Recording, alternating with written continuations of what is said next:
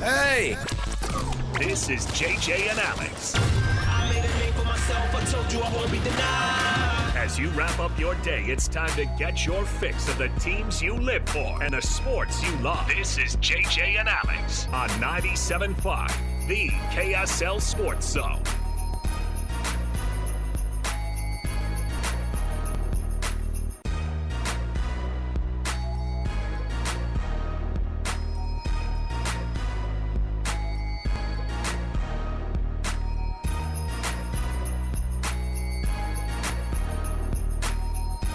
All right, everybody, welcome on in. It's another edition of JJ and Alex right here, 97.5, the KSL Sports Zone. Alex, Kirry, Jeremiah Jensen, and Stevenson Sylvester are about 80 feet from me.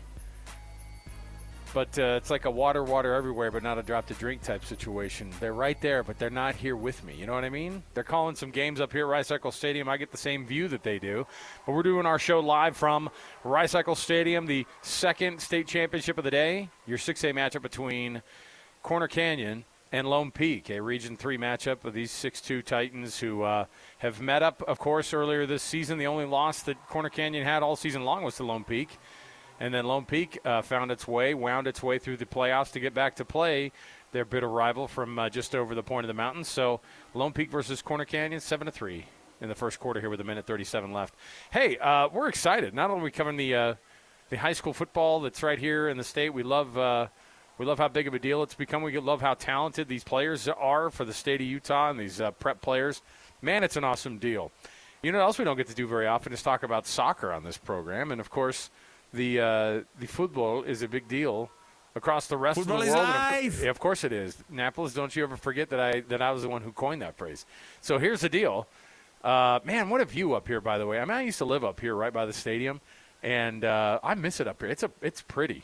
And I know that it's, your BYU fans will go at you and tell you, no, this isn't the prettiest view in all of college football. And I don't think it is either necessarily because I'm a Washington guy. And, sailgating is kind of a pretty place up here. But, man, it is pretty. It's a beautiful day. And you got the dark clouds on the south. And then you have, the view of the Huntsman Center up here and just looking up to the foothills. And, man, it's awesome up here. And it's good to have this high school football as the backdrop as well. So let's kick off the program here. My producer, Alex Napolis, hanging out with me. Sam Farnsworth's going to walk up in just a moment from downstairs. He's doing, of course, all the TV work, and so is JJ, and so is Sly. They're calling these games and streaming them live on KSLSports.com. You can also get them with the KSL Sports app at KSL Plus, however you want to access the streaming of these games all day long here. So let's kick it off here, though, officially with the cut, and we'll talk a little bit of soccer here, and we'll tell you why. Right now, let's get right to it. It's time for the biggest story of the day. This is what made the cut with JJ and Alex on 97.5, the KSL Sports Zone. Trajan Wealth brings you this portion of the program, TRAJANwealth.com, for all your trusted local needs in retirement. So here's what you've got, by the way. You've got a Jazz basketball game tomorrow against the Thunder. That's a big one. You have tonight Mammoth hockey. Man, they need this. They got to get this one tonight. And I know it's a lot to ask. You just say, hey, just start winning and start pulling some things together. Let's get this thing going. But you've got a lot on the plate, and so right after our broadcast tonight, you're going to get the hockey pregame. Well, let's kick things off here with a little bit of soccer. And, of course, Real Salt Lake. It's one thing, Annapolis, to roll out the schedule. It's another to finally be able to say, for the first time since he joined the MLS, that Lionel Messi is going to be showing up here into the state of Utah in April. That was part of the big schedule reveal.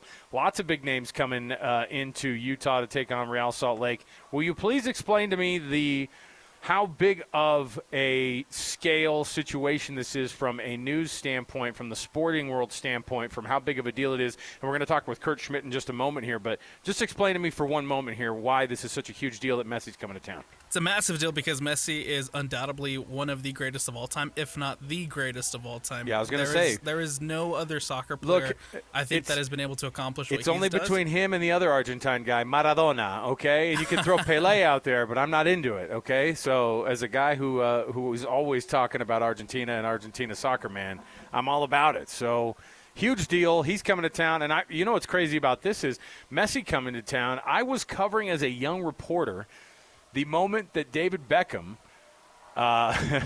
hit the scene and came to this very stadium where I'm sitting right now. I can actually see the section I was sitting in covering Real Madrid coming to town. When David Beckham and Real Madrid came and took on Real Salt Lake, this is when they were still playing at this very stadium, on top of the fact that it was a huge deal. I just remember being a young reporter and going, man, I know this is a big deal. I know David Beckham's a big deal. I know what the implications are of a soccer superstar coming to the state of Utah.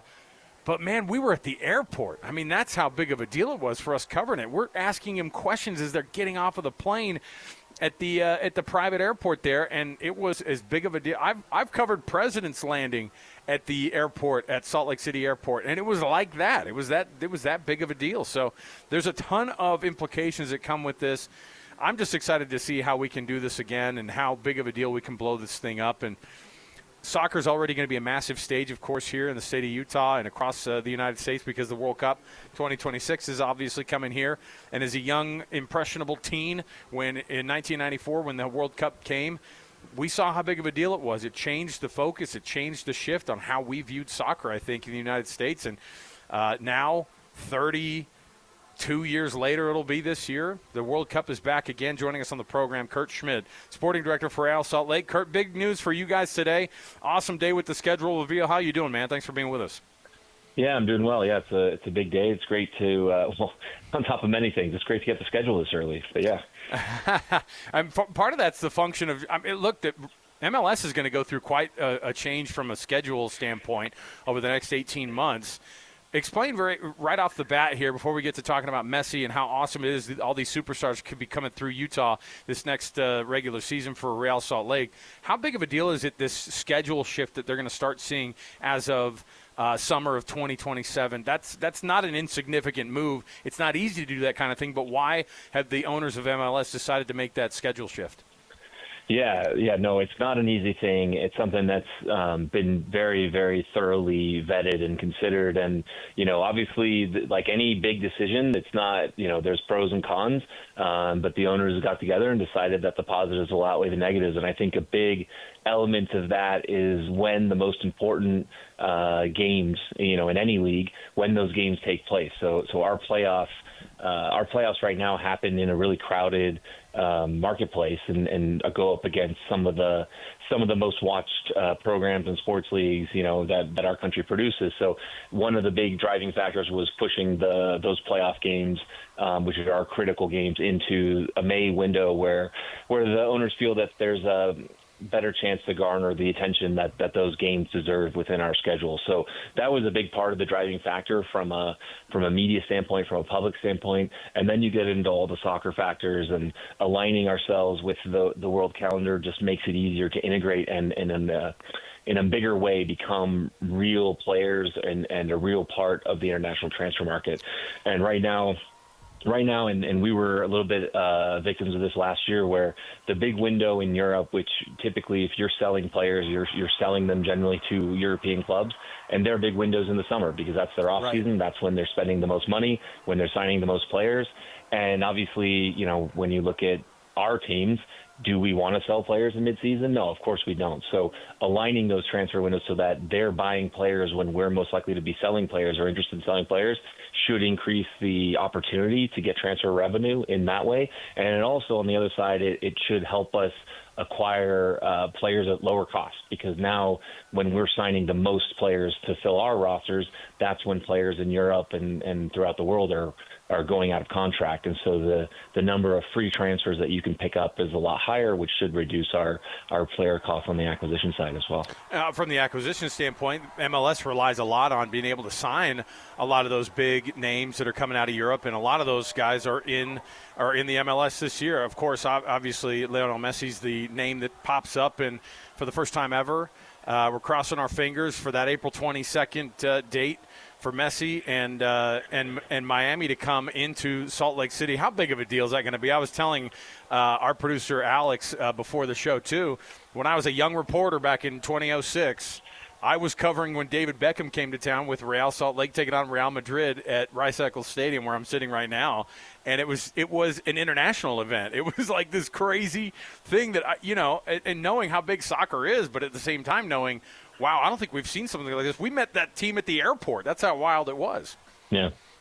Yeah, no, it's a big deal, obviously, and a player of his caliber and his profile, it's maybe the only way to describe it is travel sort of with a circus, right? And so there's a lot surrounding it. There's a lot of media attention surrounding it. There's a lot of fans that surround it, and he's going to bring that here. And for the players, it's a phenomenal experience. When you talk about some of the greats in other sports and in other fields, even like there's not a lot of them that are around right now that you can touch and feel and talk to and be with and compete against. And for our players to go to step on the field and compete against one of the best players that or the best player that ever played the game, I think is a huge feather in their cap or a memory for their career. Right now, we also obviously want to send him home sad and beat him and win that game, but it's certainly an experience that will be really tough for anybody to forget.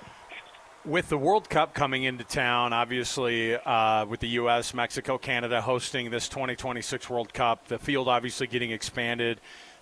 This is already the biggest sporting event across the entire world, bar none, of course. But how much bigger and better, I guess, has it become? And then how big of a deal is it for us, for a country that, a lot of times will put soccer on that back burner?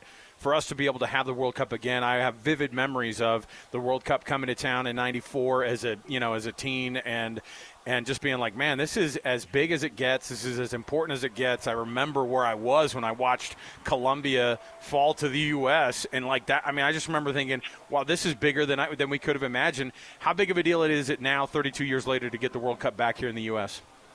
Yeah, look, it's massive. I mean, the easiest, or maybe one way to try to look at it is, in '94, that World Cup, basically the buzz around the sport sustained itself for 2 years until, and it basically launched the league that we're all working in and watching now in MLS. So, now obviously we have a more established, more mature league. And so the attention that this event will garner and the buzz that it'll get the sport, should give us a huge, huge boost. And I think that's massive. I think there's also an opportunity where, players from around the world, some of the top players with their national teams will come here and they might realize, what, I'd really like to play in this league, and not in 5 years, but tomorrow. So, I think coming off the back of that World Cup, you might see some of those players, sign for MLS clubs, and you'll see them play again in person in our league. So those are huge positives, and I think it's a really exciting time to be involved in this sport. And at the end of the day, and I think you said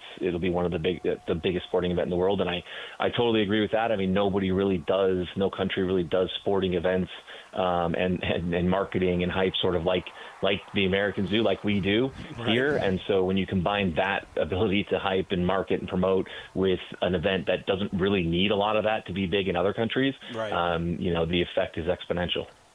Kurt Schmid, he's the sporting director for Al Salt Lake. You and Pablo both extended earlier this month to be with the club longer term.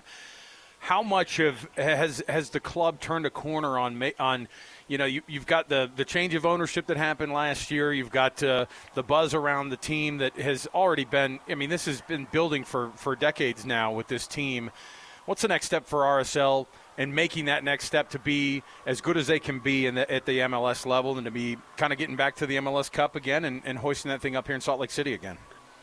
Yeah, it was a real tumultuous year with the ownership change and some departures earlier in the year, and it obviously didn't go at all how us or the fans wanted it to go, and the finish to the season certainly was a big disappointment. It was disappointment for the players, for the coaching staff, for Pablo and myself.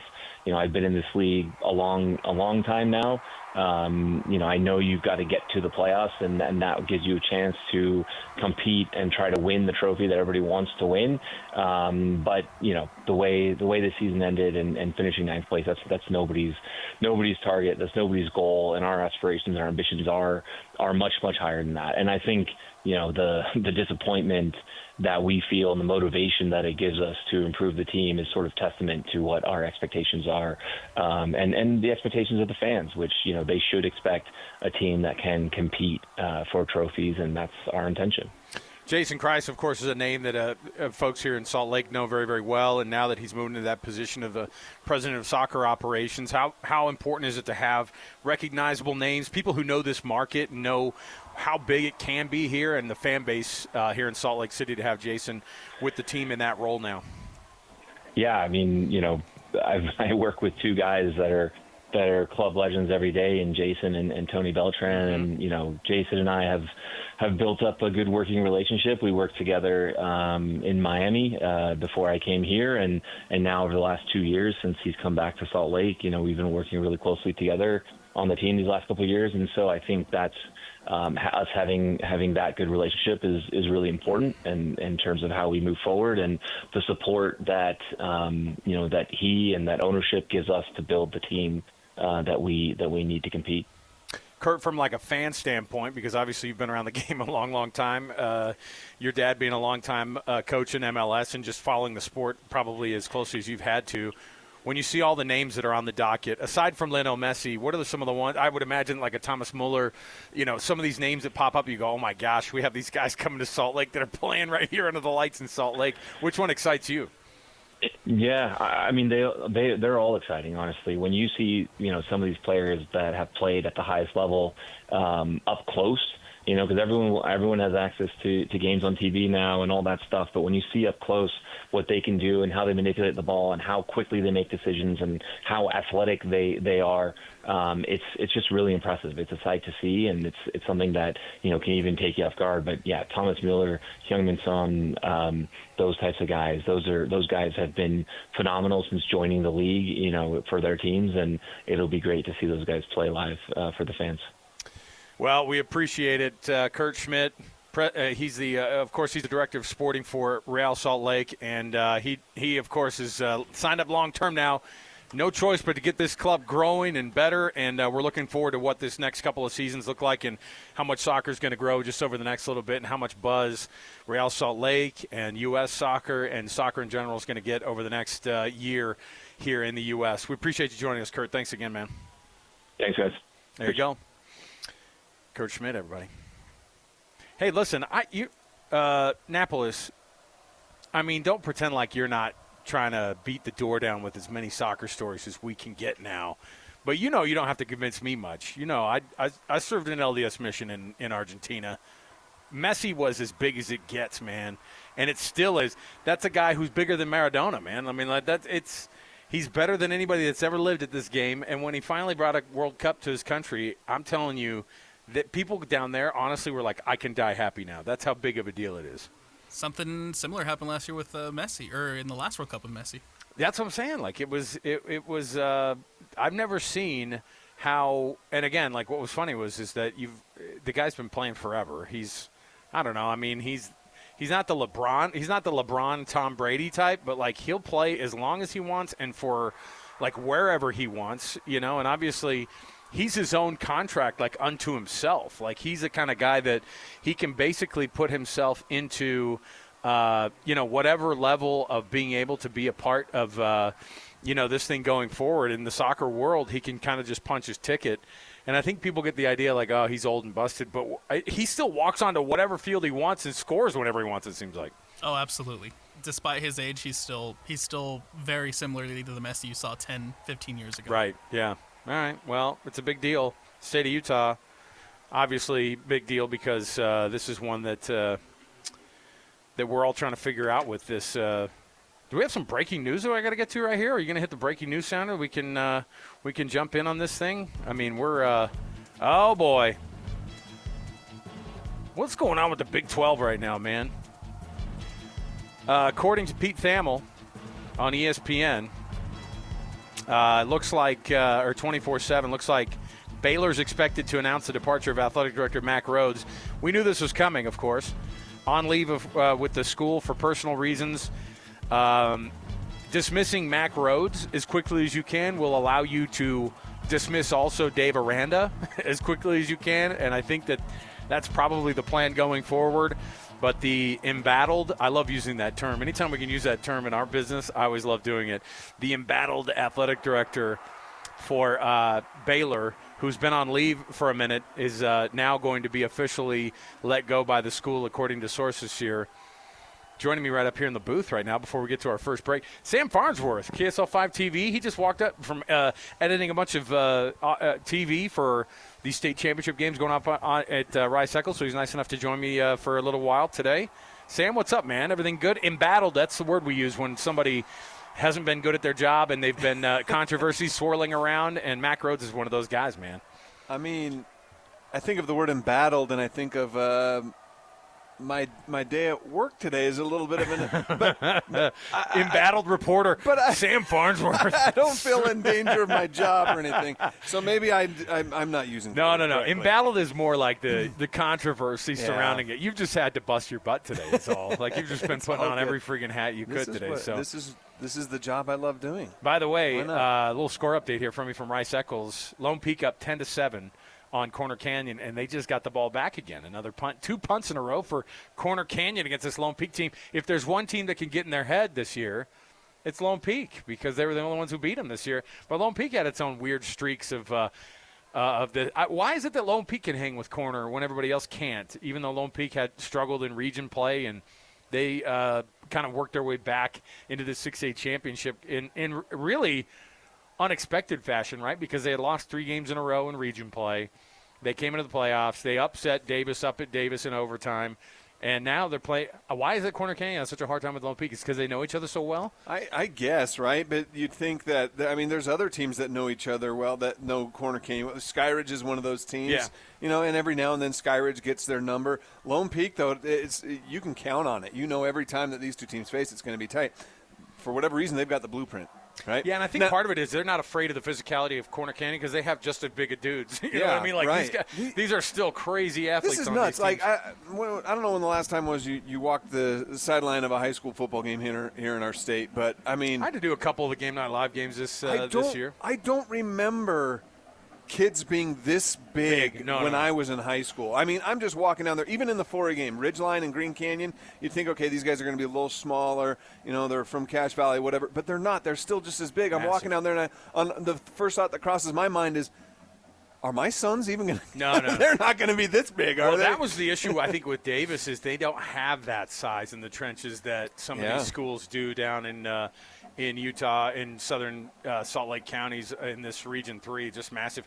But again, like you said, I was the standard for how big. Like I was the big guy on my high school team, and I was, even these in skills high school, guys. I was probably only 5'11", and I was probably even these receivers and linebackers and massive. They're tall. Well, they're the quarterbacks thick, are giant. They're big. Think about it. Yeah. It's this state, and we talked about that. You guys have probably talked about it a ton on your show before. I talk about it all the time because I can't get enough of being how proud I am of our state. But this state, our state of Utah, produces so much great football talent, and it starts at a young age nowadays, with the Ute Conference and the other similar conferences in this state, the way they develop these kids now. But the talent that we see moving on to the next level, how many D1 athletes have we seen come through Rice-Eccles the last week and a half, right? With the 12 teams that were here last week, or however many, I don't do the math anymore. That's about right. I don't know. However many teams have come through this stadium, how many D1 athletes have been on this field that are going to go to the next level, and a handful of them are going to sniff the NFL even. Well, it's you crazy. saw, obviously, the Pula kid last week making that catch. The expectations are quite high. His team's in the state championship now, and that's a guy who's committed to Utah. He's going to be playing on this very field. But, yeah, you're right. It's interesting how good the talent has become. Everybody else is kind of waking up to it, too. That's why they're getting stolen away in a lot of these big programs as well. When you see, these kids that have offers to 15 schools, and 2 of them are Utah and BYU, and then the other ones are, Alabama and SEC teams and Big Ten teams and your Oregons and your USC's, and it's crazy. All right, we're going to take our first break. We'll come back. We've got more to go. We're at Rice-Eccles Stadium, of course, 6A state championship game in the background, and then we'll, of course, bring you the rest of JJ and Alex. Stay right here with us. We've got more to go around the corner. Mitch Harper is going to join us from Cincinnati in just a little while. We've got sound from, and we're actually looking over, Sam, Yeah. We can see the Utah practice field. They've got folks out there. This might be the closest we've ever been to being able to watch Utah practice right now. Can we zoom in? Can I get the binoculars out? Would we be breaking a bunch of rules? Yeah. We're actually watching Utah practice right now. See what happens. Across the street. All right, we'll take the break. We'll come back. More to go. JJ and Alex, 97.5 the KSL Sports Zone. Nobody gets you ready for Utah football more than the KSL Sports Zone. Ready? Kyle Whittingham and the Utes return home for a battle against Kansas State. Your home for the best coverage of Utah football is right here on 97.5, the KSL Sports Zone. You're locked on to JJ and Alex on 97.5, the KSL Sports Zone.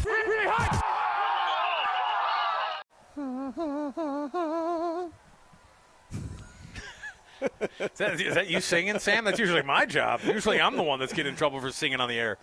Look at that. Sam Farnsworth joining me today on JJ and Alex. JJ and Sly are just down the – I could probably throw something at them down here. Yeah. I think that'd be rude, though. Spit on them. Obviously, they're calling a game. No, That's nice. a big deal. Now, listen. Lone Peak and Corner Canyon locked up in a state championship game, the kind that you want, because there haven't actually been a lot of great games. The 4A game is what I expected, but it wasn't. It was, except for it was even worse. Ridgeline wins the state championship 56-0 over Green Canyon. So that's as big of a blowout. So let's set up the next bracket. The winner of this and Ridgeline. Let's go. Listen. Well, that's what I'm saying. Like, I watched. I think Ridgeline could hang. With anyone. You know what? They probably would win the 5A. Yeah. I think they would. I think that they would beat. I think they would beat either of the 5A representatives here, and that's no disrespect to Springville and what's some names? Orem. But I watched Orem this year, and I was like, eh. But by the way, Orem is the team that back when they had Puka. Ridgeline beat Brighton 41-0 this year. Brighton was in the 5A semis. Right. Yeah. So do you remember back in the day when it was Cooper Legat quarterback, Noah Sewell in the backfield, and playing linebacker, Puka Nakua on that team as well, or maybe it wasn't Noah Sewell, maybe it was Nephi. Maybe it was Nephi Sewell. Anyway, bottom line was there was a Sewell. I remember he got flagged for trying to hurdle a couple of different times in the state championship game, and they won 66-14 over Dixie in the state championship game. And you're like, well, this isn't very fun. Yeah. Make these guys play for bring up Millard or whoever, Millard High School, bring them up. Try to get Beaver up here. Make them take on some of the biggest schools. Let's go. I want to see this thing happen. By the way, as I mentioned before, the news that's breaking, Pete Thamel from 24/7 has tweeted it out, and all the sources are pointing to Mack Rhoades. We knew this was probably just going to be a matter of just kind of getting the paperwork figured out and working this thing out. But Mack Rhoades, who's been on leave as the athletic director for Baylor, after the alleged incident with him getting mixed up with Michael Trigg, they're tied. Listen to how wild that is. A verbal and physical confrontation that happened earlier in the season that came to light a few weeks ago, and then after that, he lost his gig as the what was he? He was the commissioner he's the commission chair for the College Football Playoff Commission. He had to walk away from that. He had to walk away from the athletic director spot at Baylor, and now it's just probably going to be a matter of time, I would think, for Dave Aranda to lose his gig as well. There's just no way that this thing's going to stay. And by the way, this is why these things come out when they do, Sam, because people want to have – they're fine absolutely just blowing up the image of their school right now to be able to go, hey, we just need to get somebody new in there, which is what they want to do, and I'm sure they want to get a big name. But it's such a hard thing to do right now, especially because I think there's like a record number of Power 4 positions that are open in the offseason, and so – who do you get if you're Baylor? It's a really hard thing to do, to try to ask somebody to come in, and if there's a long list of really good coaches who are available, there is a long list of schools that people probably want to go to before Baylor. And so we're going to see the roulette happen here, right? The rotation, because some of these coaches that have lost their jobs are going to quickly find other jobs. We've already seen that. Penn State, Franklin, right? Yeah, he's over at Virginia Tech now. He goes to Virginia just got Tech. hired already, right? Mm-hmm. So you're going to start seeing that. And the thing is you want to make these coaching changes sooner than later because of the way the transfer portal works now. If they close up that spring window, right? The way recruiting, all of this, the way all of it works, you got to get in on that coaching carousel ASAP. So you fire your AD. Feels like the coach has to happen ASAP for Baylor, right? Well, it almost feels like that's the one that they want. Well, I mean, Mack Rhoades, I will say, he's been a problem for a lot of the big boosters and some of the administration. After the back and forth, I mean, he basically sent Kim Mullaney packing, right? Isn't that her name? The basketball coach. Mm-hmm.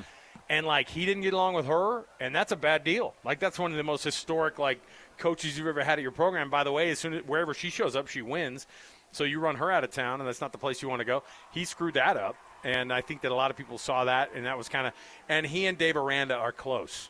Like that's the big thing is like they're buddies, right? And so anyway, it's just it's a wild thing because now in the Big 12, you think about Oklahoma State, who fired Mike Gundy really early on in the season. Right. They're going to have to figure out a coach.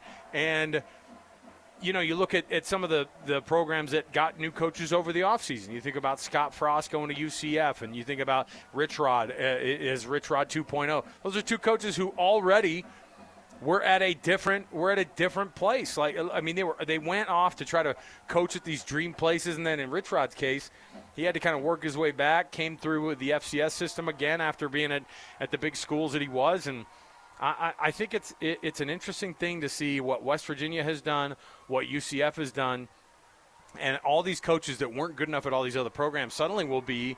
I mean, you hate to say it, it's kind of the one man's trash, another man's treasure type deal. Honestly, James Franklin is probably in a better situation at Virginia Tech. Right. That's a program he could build up. Baylor's a program he could build up.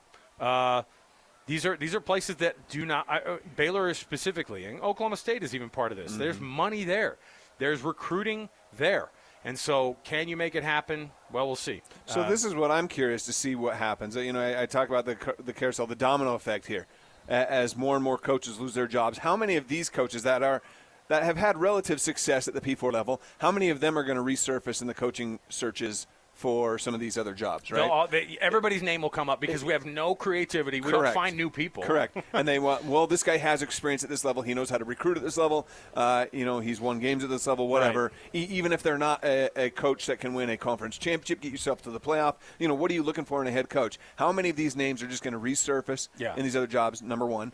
Number two, how many of these big coordinators at successful schools' names are going to start popping up in these jobs? Look locally here. Right?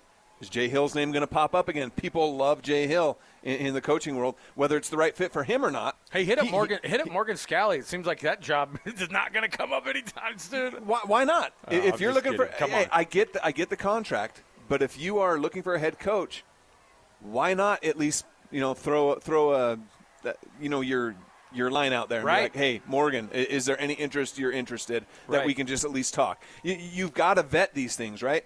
So the top coordinators, and I think here locally, obviously, so you think Jay Hill, whether, he obviously loves the environment and the program that BYU has to offer for his family, not just for himself personally. So it's going to be harder to pry him away. It's going to take a little bit more. But he's going to be a hot commodity, I think. Morgan, maybe not because of his contract, but like I said, you still got to vet that.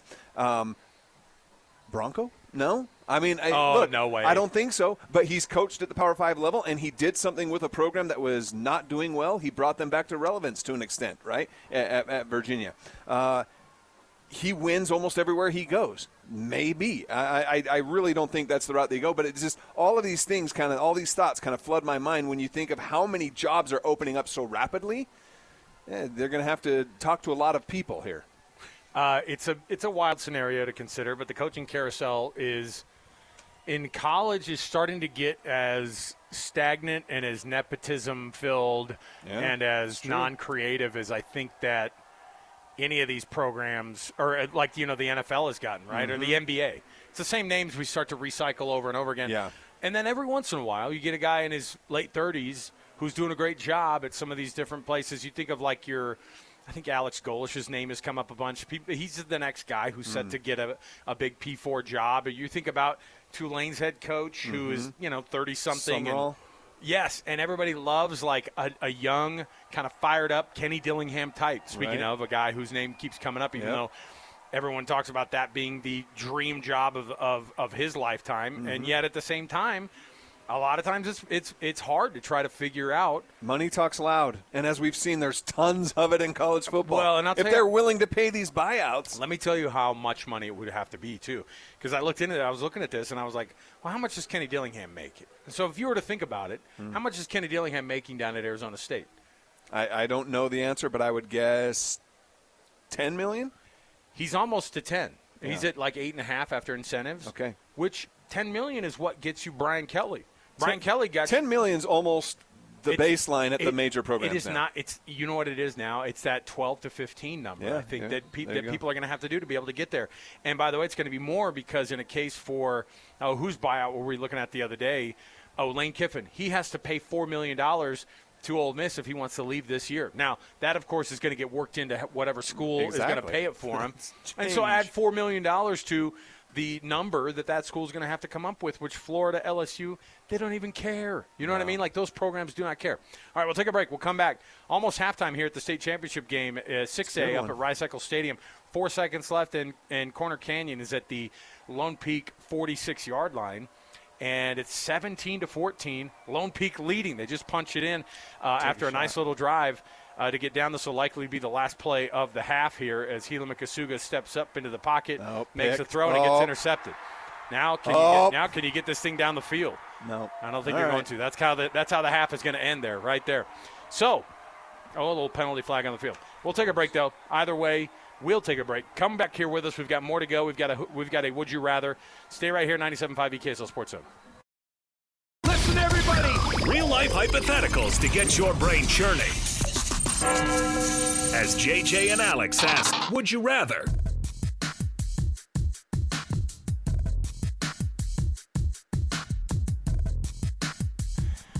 All right, welcome back. It is JJ and Alex, 97.5 DKSL Sports Zone. Jeremiah Jensen is calling this 6A state championship game between Lone Peak and Corner Canyon. This one just hit halftime, and Sam Farnsworth, nice enough to dip in here. We're all hanging out at the stadium. If you want any of that coverage, of course, you can stream the game on KSL Sports. You can stream the game on the app, on KSL Plus. It's easy to find. Come on. I think you asked JJ, would you rather do the play-by-play of the high school football or host JJ and Alex? He made his choice. I think he likes hanging out with Sly a little bit more. And to be honest, Sly's a fun hang, dude. He is. I saw him out here between the state championship games, the 4A and the 6A game, and I was like, you want to come out and hang out? And he was like, I got this dumb game to do. He didn't say that, but I assume that's what he was thinking. I'd much rather be on the air with you. Yes, we're at Rice-Eccles Stadium, broadcasting up here in the booth. And what's fun about this is, 17-14, Lone Peak is up on Corner Canyon in a shocking 6A final. If Lone Peak pulls this thing off, how big of an upset would that be? I mean, on the one hand, it's like these are teams that are always facing off against one another, but Lone Peak is the 6 or 7 seed, and they had they won one game in region play this year. They were the 6 seed, but here's the thing. So Corner Canyon's playing their absolute best football this season, this last month or so, and so they're that juggernaut. Lone Peak beat Corner Canyon in the season by 3 touchdowns. It was a 21-point game. Yeah. Lone Peak's beat them before, so they come into this game, they're confident. They're like, oh, these guys are nothing. We smoked them before, we can do it again. So I wouldn't be shocked if they win, but it is a big upset because I feel like Corner Canyon's a much better team now than they were the first time these two teams met. Yeah. I think that's the difference. And there was nobody else in the entire state who could touch Corner this year. So I think but you know what? I think you were saying it too. This is listen to how wild Eric Kerr and the Corner Canyon team has been over the past while. 8th straight state championship game appearance that they've been in. Yeah. This would be their second back-to-back if they were to pull this off today. Right? So they won 18, 19, and 20. They lost 21 and 22. And then they've won 23, 24, and here they are in 25. They could win 25, So, and I think the 21 and 22, one loss was to Skyridge and one loss was to Lone Peak, if I remember right. So those are the 3 teams that have won state championships over the last 8 years.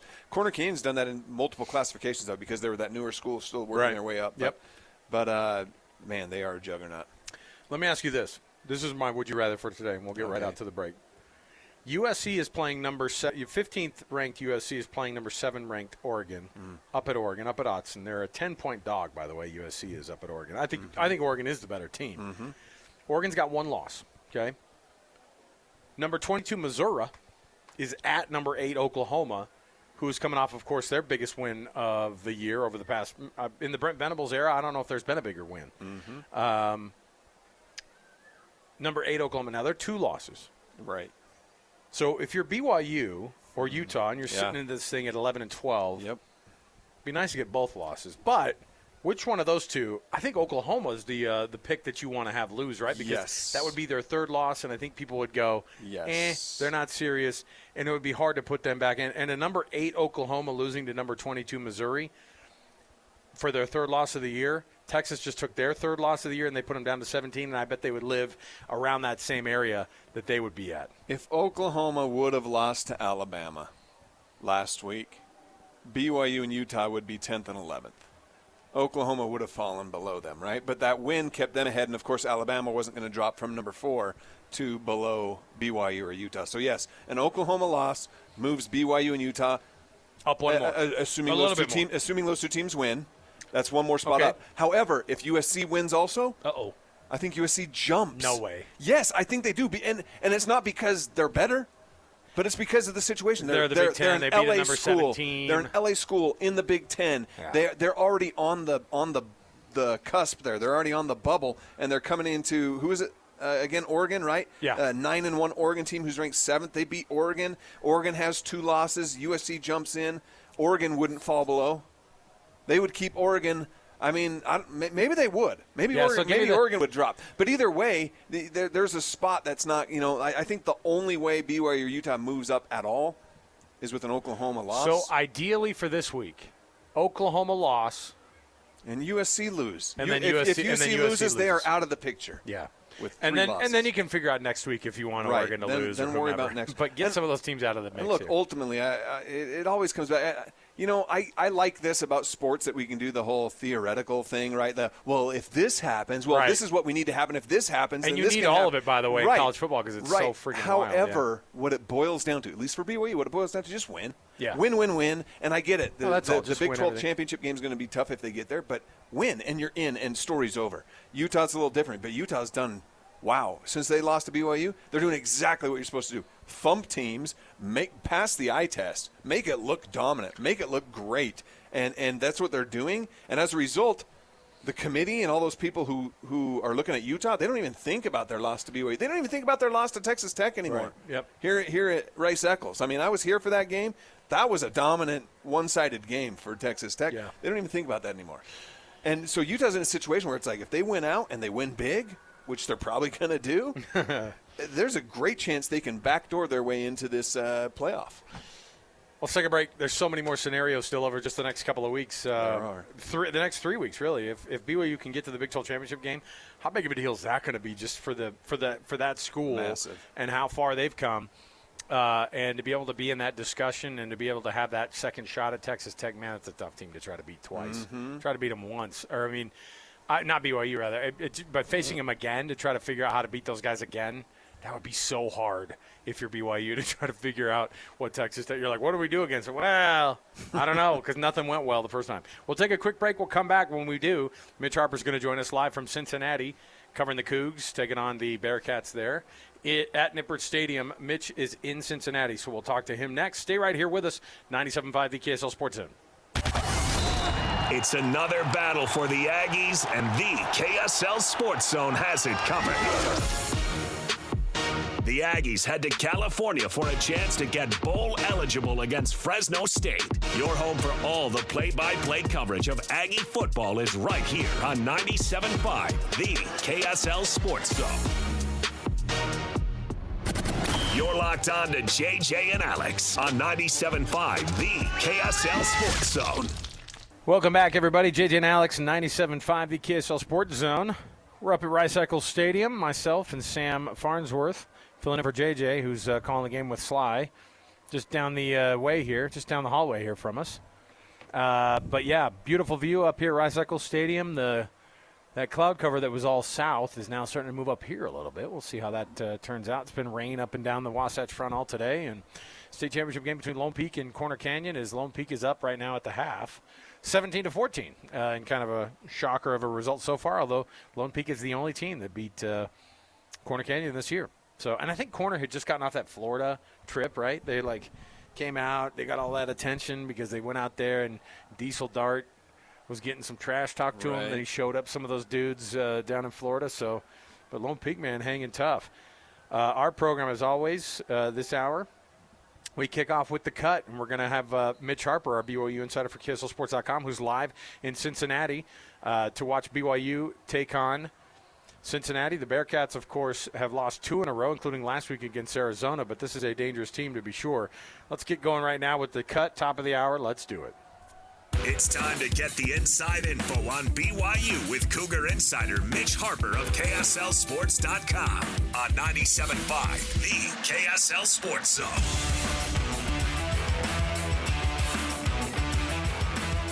Doug Smith brings you this portion of the program. An incredible selection of Kia, Subaru, Chevy, Jeep, Dodge, or Ram, and now Mitsubishi at the dealerships in American Fork, Spanish Fork, and in Linden is where you can find the folks at Doug Smith. Nobody knows cars like Doug. Mitch Harper. Nobody knows the Cougs like Mitch Harper, and that's a definite. Mitch, we got lots going on here in the state. Of course, some guys here locally who are committed to play at the local teams, playing in these state championship games, and you're out in Cincinnati. Have you tried the Skyline Chili? I remember being in Cincinnati one time and being like, I'm a fat dude, but listen, I don't know about spaghetti with chili on top. I mean, that sounds like already a disaster. If you're in the hotel room by yourself, it works out. But any Skyline Chili sighting so far for you?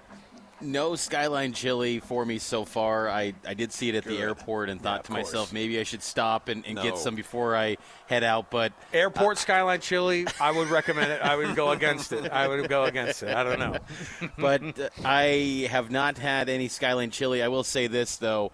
Just dreary skies. What you would expect out here in Cincinnati. Oh, yeah. That's what it is. It's been gloomy. Even the local TV broadcast here, they're just saying how they're already done with these dreary skies. It's supposed to have a little bit of morning showers on Saturday for the big noon kickoff, but should be cleared up on Saturday night, which is good. But big game this weekend here in Cincy. We've had a lot to discuss, obviously, this week with the Big 12 and the breaking news, of course, that we were wondering when this was going to happen because they need to get these wheels going down at Baylor. But Mack Rhoades, it's being reported by Pete Thamel, he's going to be officially out, and that, of course, will lead to the likelihood of Dave Aranda being officially out. But what a mess down at Baylor. That's a team that is reeling, of course. They got their butts handed to them last weekend. That was probably almost a foregone conclusion before that thing happened. But, man, the blow-up down there at Baylor was swift, and it was also even more messy than we thought it was going to be because we thought that Dave Aranda might be short time down there in Waco. Well, it just highlights, too, how quick things can change in college football. And it feels like with Aranda it's been a little bit longer opportunity for him than most coaches, but things can turn in a hurry. You can go from being one of the hottest teams in the Big 12 a year ago to now looks like it's an athletic department that needs a complete reset. So that's just what college sports are. So like when you think you've arrived, it can turn in a hurry, and that's what we saw, out east with Penn State and James Franklin, and then he ends the year at Virginia Tech. This sport, every single game takes on such a intensity and with so much money on the line each and every game, and then when you add off the field issues that were reported with Mack Rhoades, it makes it it's a high stakes deal in college football these days, and I think it's intense for all involved, and I think for Baylor they need a complete reset. Mitch, how much interest, if any, do you think there will be, whether it's a possibility or not, for some of these schools to have interest in guys like Kalani or Jay Hill to fill their vacancies?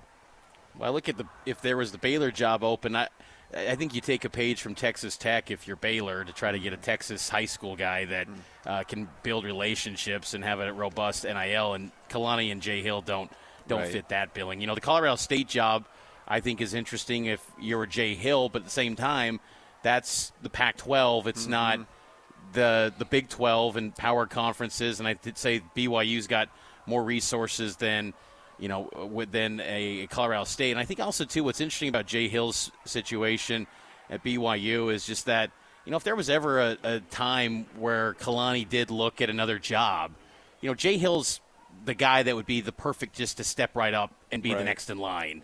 And I think, because that pull for BYU's head coach position, it's very limited still. Yeah. And, Jay Hill would be outstanding, and I think that's always appealing. And I think that, he's really settled in quite well at BYU to where Kalani gives him complete autonomy over his defense, over the way he recruits.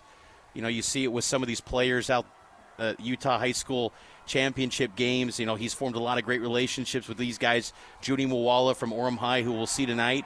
He's one of the fastest risers this year in high school football. He's now a 4-star recruit, heavily involved there. He's recruiting at a high level at BYU, and I think it's only just scratching the surface for the Cougars, what they're doing. So, and he even said as much, a couple weeks ago when I asked him about some of these personnel and what he's building. He feels like they're only going to get better personnel-wise in future years. So there's been a lot invested into building out this defense. So I'd like to think that Jay Hill would want to stay. But, if there was a power conference job that came open and actually pursued him and had, the resources and the NIL commitment that would, make him, he'd have to probably listen, because I'm sure he wants to eventually be a head coach again, I would imagine. But he's also said, too, consistently that he doesn't just take jobs to immediately leave.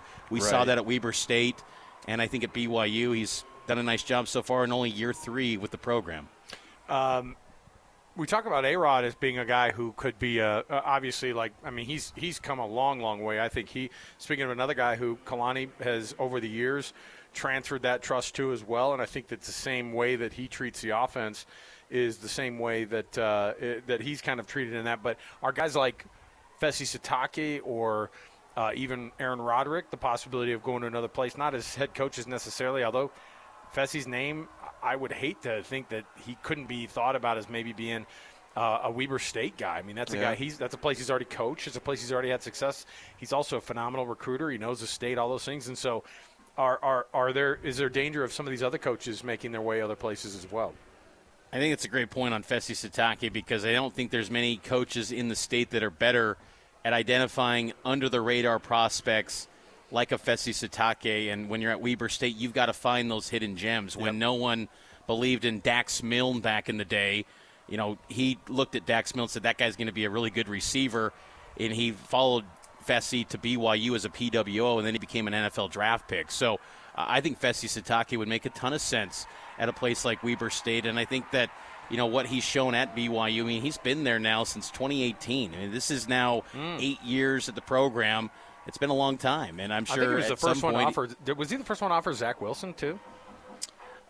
That one, he was involved with Zach Wilson when he was at Weber State, and then of course Kalani and that relationship when it came to the BYU side of things. It was kind of a quick thing after Ty Detmer was let go and whatnot. But yes, Fesi was on Zach very early on too, so he is good at identifying under the radar, projecting players.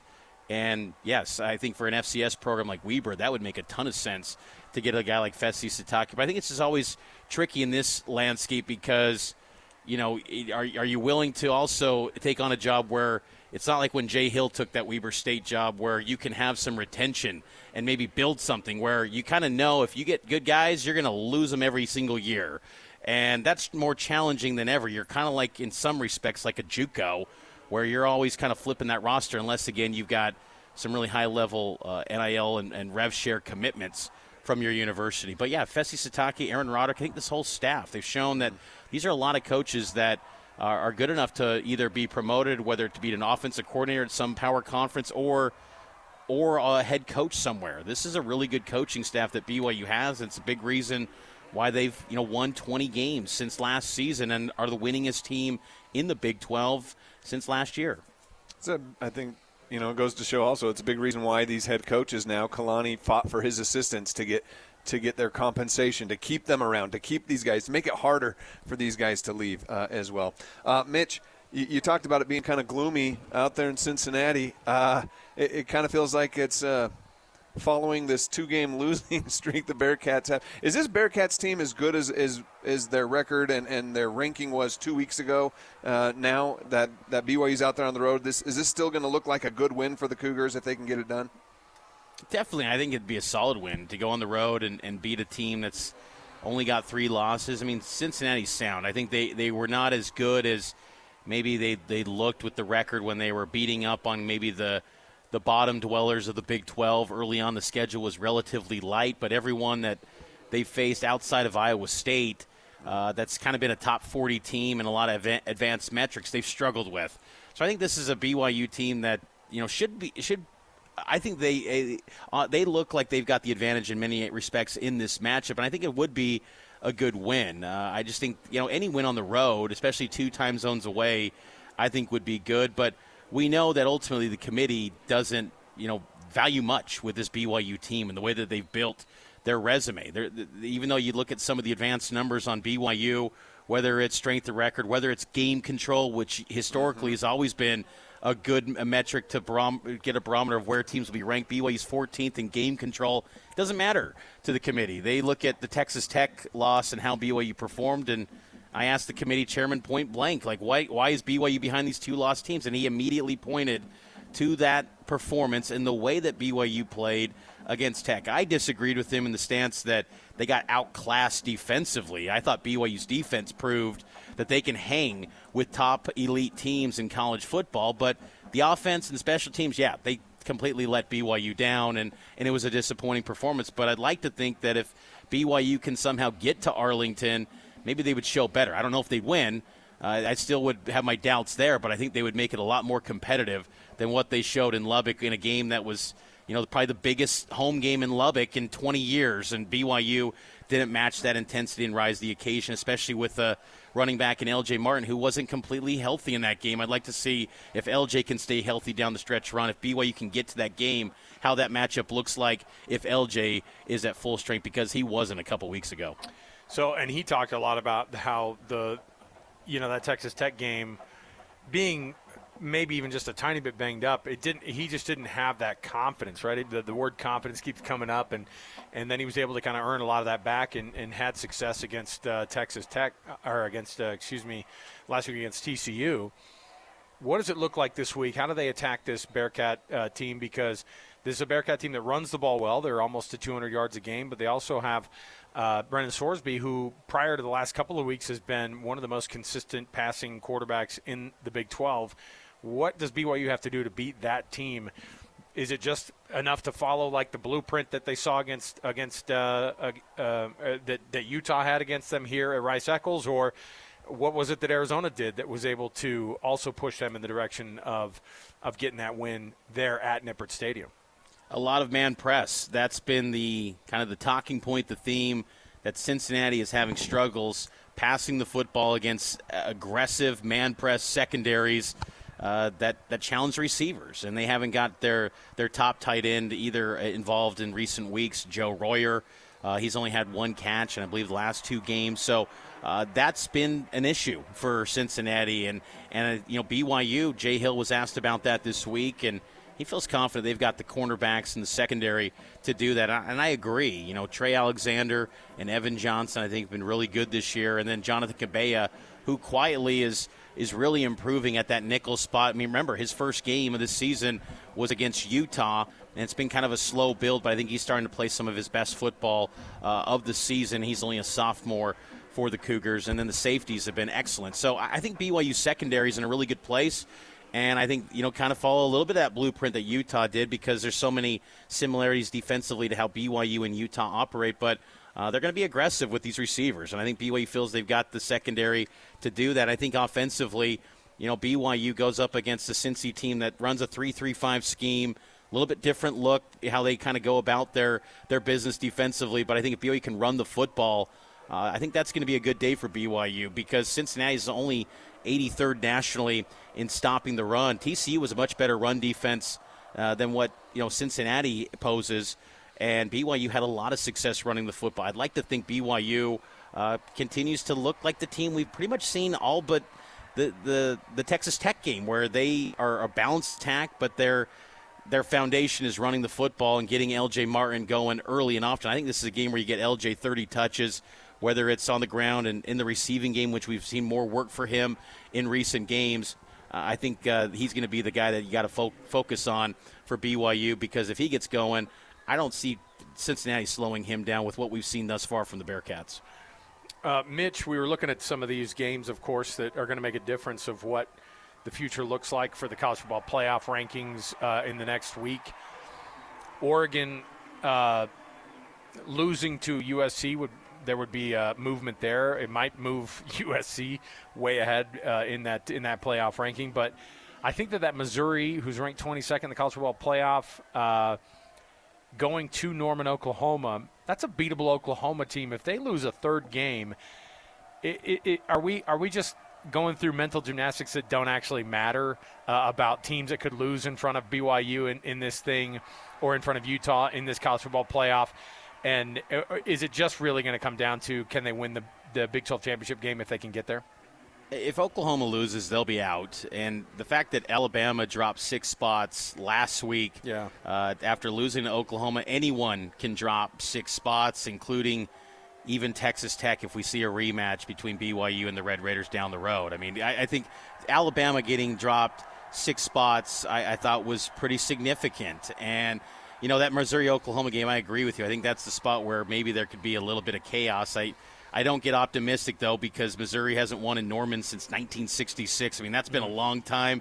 It doesn't apply to this, but I think that Oklahoma's been really good this year. I think they're a really sound football team, and I think that's going to be tough for Missouri, who I'm not completely sold on. But if there is a spot to maybe create an opportunity for BYU to get into that top 10, that would probably be the spot. The USC-Oregon game is interesting because I fear that if USC gets that win, even though some of their advanced metrics are not better than BYU's, I just think that a win over Oregon, who has kind of got a light resume in their own right, they got a weaker strength of schedule than what BYU has to this point. But I think that could possibly leapfrog BYU and Utah if USC gets that win. And it's unfortunate because, I heard you guys earlier in the previous segments, like the same talking points about just winning and beating teams convincingly. We were talking about this in the Mountain West. This is a power conference league, the Big 12, and there's no respect given. It's going back to, again, you got to go undefeated, basically. You got to have just dominant performances. That's silly to me. I think that this league doesn't get enough respect for the quality of teams that they have, the quality of the personnel, and it's unfortunate that they have to be flawless in order to have a little bit of a wiggle room to operate. If you don't, you're completely sunk, and your odds of getting into the playoff are just destroyed. And maybe does the eye test matter, Mitch? Do you think the eye test matter? Do teams have to? I don't want to call it running up the score, but not letting off the gas. We call it style points, Mitch. Does that matter? Style points. The eye test, I think, gets hurt for these Big 12 teams because eye test, I think, coincides a lot with what we're seeing with high school football. And you guys are seeing that right now. Right. The star ratings. When you look at the talent rosters, because these are humans looking at the committee, and they'll say, getting off the bus, the eye test of these teams, this team's got a talent rating by 24/7 Sports as a top 10 roster. BYU's talent composite is outside the top 50. And then they kind of factor into that stuff. And it's crazy because BYU just had a cornerback, Jackson Gates, who committed, and then he decommitted. He was a 3-star. He recently flipped to Missouri, coincidentally. Now, after flipping to Missouri, he's now a 4-star. Right. And Ryder Lyons is committed to BYU. He's now a 4-star after still a pretty productive season. And then you go, does that kind of play a role long term? Because in the moment you're like, whatever, it's a high school rating. But does that play into the thought process of eye test and style points? Because look at it with BYU basketball. They passed the eye test because they have 5 stars now. And, yes, they are legit talents and they got NBA guys. But I think that plays a role into the psyche and the mental views of this committee when you're sizing up eye test and then pairing it up with some advanced metric and the self-fulfilling of preseason SEC ranked teams are just beating up on ranked teams, and then they stay in those polls. It's challenging for these Big 12 teams to make any inroads when they really have good teams in this league. Yeah. Mitch Harper, BYU insider for KSLSports.com. He's live in Cincinnati. Nice enough to join us on a Thursday edition of the program. Mitch, have fun out there. Mitch, go to UDF, United Dairy Farmers. They're like gas stations, but they have great ice cream. Like you go in there, you get a milkshake. I'm telling you, go to a UDF. Okay, I will do that. There's never look on a sports show. It's only been the most appropriate to give an ice cream recommendation for this for Mitch Harper. I mean, like honestly, if you're going to do it, there's also a place called Grater's, which is really good ice cream too. Well, look, and I'll say I don't want to diss totally on the Skyline chili because it is chili and noodles, and we do that. Look, and then a ton of cheese on there. I would just say if you're going to be hanging out with other people, maybe nix the onions, and then you should be okay for the rest of the night. Mitch, thanks, man. We appreciate it. Have fun out there. We'll be following your coverage all the way here from Salt Lake. You bet, guys. Take care. There you go. Thanks, Mitch Harper. Let's take a break. We'll come back. Hey, Corner Canyon driving. Lone Peak up 20-14 right now with 1:55 left in the third quarter. So this thing's getting to be fun here. So that's what we wanted, right? It's high school football. Here we go. Let's see if this thing happens. Give me an overtime. You know what I mean? Give me something special like that. We'll take the break here. We'll come back. We've got more to go around the corner. We've got some college football playoff implications to discuss on top of so many other things. And, yeah, it's official now. Mack Rhoades has resigned as the athletic director at Baylor. Turns out there was a second investigation going on as well inside the Department for Policy, questionable policy stuff for Mack Rhoades. But we'll get into it. More to go. 97.5 KSL Sports Zone. It's a huge Big 12 battle for the Cougars as they head to Cincinnati for a showdown against the Bearcats. Your home for the best coverage of Cougar football is right here on 97.5, the KSL Sports Zone. You're locked on to JJ and Alex on 97.5, the KSL Sports Zone. Welcome back, everybody. JJ and Alex, 97.5, the KSL Sports Zone. Ooh, a little sun peeking through. Oh, yeah. Coloring the mountains that gold that you get in the fall here. Beautiful view up here at Rice-Eccles Stadium as it right now stands. Corner Canyon just punched in a touchdown, their first of the half, and you've got yourself a 21-20 Corner Canyon over Lone Peak score right now at the start of the fourth quarter. Sam Farnsworth, nice enough to join here. Is this the most beautiful view in the state?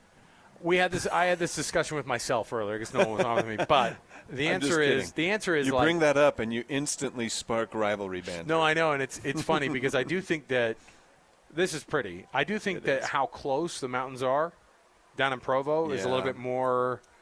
More on top of you. It's a little bit more like striking when agree. people see it for the first time. Mm-hmm. But this stretch is longer. Like you can see more here. You can see more of the valley. You can see up on the hill the U there. Got a great view of the cemetery, of course, that's next door. So there, you've got that. If you're into that. But like I said, they both lose to the University of Washington. I've been there. The lake view that up is there. pretty. So it is pretty. It's pretty. Different pretty, but it's pretty. Sam Farnsworth to my right, and JJ and Sly are covering, of course, this 6A high school championship game here at Rice-Eccles. They've got the call on the stream, and we've got tons to still bring you today. By the way, tonight, the Vegas Knights coming into town. No bigger time to try to beat your neighbors to the southwest of you, because I'm telling you, it's a weird time right now for the Mammoth, and you got to get yourself a nice win tonight. So we'll see how that one goes. You're at home. You're at Delta Center. This will only be their 7th game at home this year so far. They've been on the road quite a bit, and they've got a 5-1 record at home. That's good enough win percentage-wise for 4th in the league, but on the road they're 26th in the league, so that's not going to get it done.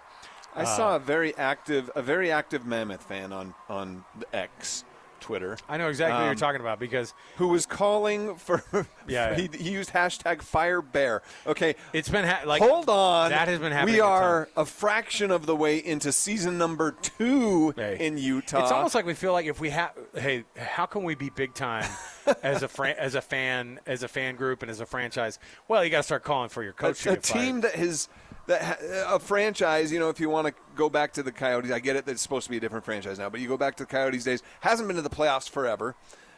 They've been taking progressive steps forward every single year. Yeah. Bear, every single year he's been a head coach, has had like a 5 or 6 point boost in the standings every single year. I would expect the same this year. It is so early. Pump the brakes, Mammoth fan.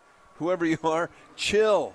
Take a breath. I wish we could play his. Things are going to be fine. I already know what you're talking about. Is he in an attic or something like that? Does it look like he's in an attic? Does he have a headband on? I don't remember his tweet, his post. There's a lot of. There's had a like lot the of picture of bear with the like the frame around it that you used to see it like on Facebook, right? It said like Fire Bear or something like that. Oh, there was. I saw one. It said. Come on. Yeah, it was the LinkedIn open to work. Chill. Tag for bear. But yeah, we get pretty aggressive. Give me about a break. All right. This hour, of course, we are going to roll out our Hercules Hero of the Week award, the winner for this week. We roll those out every Thursday, and we're going to do it again right now. You can nominate a youth sports volunteer that you know just by throwing a nomination in at kslsports.com/contest. And the winner this week is Colin Barrett. Colin Barrett got the nod from a colleague who said this in the nomination letter to kslsports.com/contest. Colin Barrett has been an incredible asset to Murray High School football. Spent countless hours helping the school in team branding, designing signs, banners, and many other assets. He volunteers his time assisting with all the aspects of promoting the team. One example, he put together a 50-year celebration for the 1975 state championship team. Helmet stickers, jersey patches, recognition for the team members at a home game. He's always working with parents, coaches to help serve the team. Colin deserves recognition as he would never promote himself. He's a loyal Spartan, glad to share his talents for the team. Congratulations to Colin Barrett, who is our winner of the Hercules Hero of the Week award. He gets himself a prize from Hercules First Federal Credit Union in the form of a gift card, and also gets himself a $200 to Beehive Meals, which is also awesome. So congrats to Colin Barrett. You can also nominate a youth sports volunteer that you know for the Hercules Hero of the Week. Just go to kslsports.com/contest to be able to make that nomination today. I did want to bring something up about there was an interesting poll that they did with there was an interesting poll this week that they had done about the Big 12 football stadiums, or whether or not they're the ones that are overrated, underrated, the ones that they handed out. The New York Times and The Athletic handed out some awards, and I thought it would be interesting to mention. You ready for this? Let's do it. Most underrated. Millen Puskar Stadium, Jack Trice Stadium, McLean Stadium, and Bill Snyder Family Stadium. So I guess they're doing a bunch of these. Most overrated. You ready for this? Yeah. Arizona Stadium. I don't think it's overrated because it's not rated. You know what I mean? It's not. You can't be rated. You can't be overrated. Overrated if you're not rated. Right. Yeah. So UCF's Acrisure Stadium, which is of course the bounce house they call it, and then the Mountain America Stadium. Which I think is what's Mountain America Stadium? What's Tedecue? Tedecue Stadium is the Houston's. Oh, okay. It's Houston's. Yeah.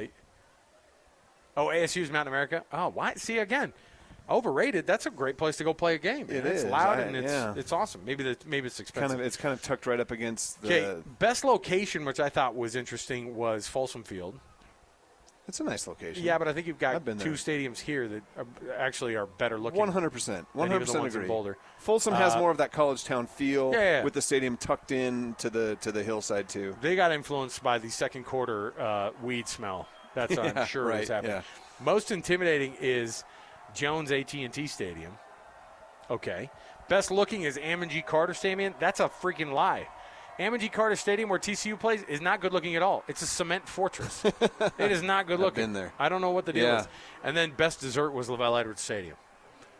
What's the friendliest? Milan? Who plays there? Milan Puskar? Who's that? I don't know. Friendliest stadium? Hey, look, if you're handing that's out West Virginia. Friendliest. You don't want to be friendliest. If you're handing out free dessert, that's already friendliest stadium. Well, too. BYU gets that nod most of the time, but best dessert. Come on. And by the way, is it the Cougar Tail or is it the ice cream? I'm wondering if they're counting all of it. Yeah, I wonder myself. Touchdown. Yeah. Corner Canyon just punched it in again. They're going to go up 8 if they can convert the extra point here. Interesting. Who had these rankings again? Was this New York Times, Athletic? Yeah. So it's like I think these are people who've never been to these stadiums. Exactly. I was about to say how many of these stadiums? Whoever wrote this, how many of these stadiums did they actually go to? By the way, most underrated and most overrated stadiums. Utah and BYU haven't found themselves on either of those. The only one that was on the list was good desserts from LaVell Edwards Stadium. This person did not do their homework.